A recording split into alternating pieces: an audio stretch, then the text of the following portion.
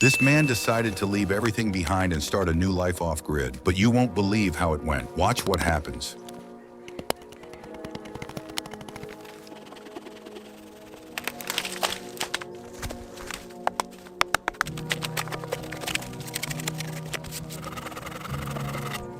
Could you leave everything behind and live off-grid? Leave an answer in the comments.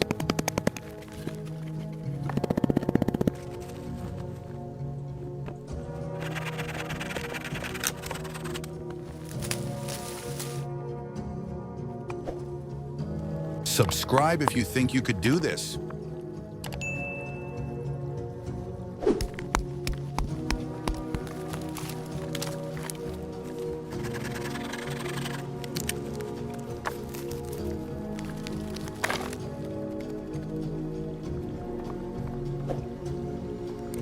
Don't forget to subscribe for part 2.